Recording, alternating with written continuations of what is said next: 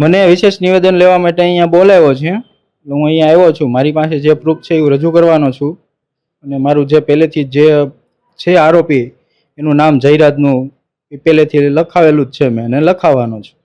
પણ જો અત્યાર સુધીની તપાસમાં એક પણ જગ્યાએ જયરાજ આહિરનો કોઈ જગ્યાએ રોલ છે તે પ્રસ્થાપિત થયો નથી, તો પછી કેવી રીતના નામ છે તો એ આવી શકે?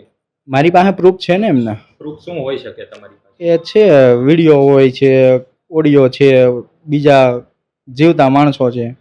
અચ્છા, અને તમને જે દી માર માર્યો હતો તે દી વિડીયો કોલ પણ થયો હતો, એ વિડીયો કોલ ની અંદર તમારો સ્પષ્ટ એવો આક્ષેપ હતો કે કોઈ વ્યક્તિ છે તેમની સાથે? એ તો જયરાજ ને એ તો ટેકનિકલ છે, એ તો ગોત છે.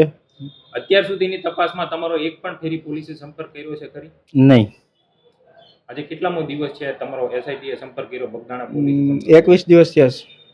અચ્છા, જો તમારા સમાજના જે આગેવાનો છે, ધારાસભ્ય છે, તે આ બાબતે મુખ્યમંત્રીને પણ મળ્યા હતા, શું પોલીસ દ્વારા જે તપાસ કરાવવામાં આવી રહી છે, તપાસ કરી રહી છે, તે યોગ્ય છે કે નહીં?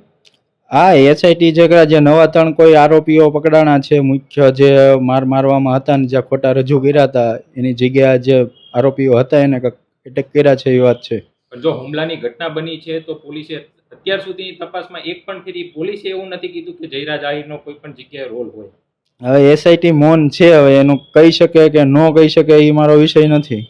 બરાબર, એ લોકો જાહેર જે પોલીસના પીઆઈ છે, મહિલા પીઆઈ, તેમની ઉપર પણ આક્ષેપ થઈ રહ્યા છે, અને પછી તપાસ છે તે મહુવા ટાઉનના પીઆઈને પણ આપી હતી, તો પોલીસની ક્યાંક ને ક્યાંક જે ભૂમિકા છે તે શંકાના દાયરામાં હોય તેવું કહી શકાય? એ તો પેલા તપાસ કરવા વાળા હતા, એ તો છે જ ને.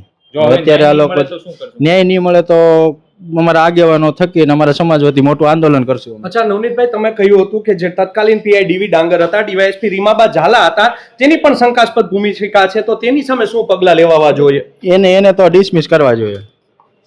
અચ્છા, એ મારી માંગણી છે.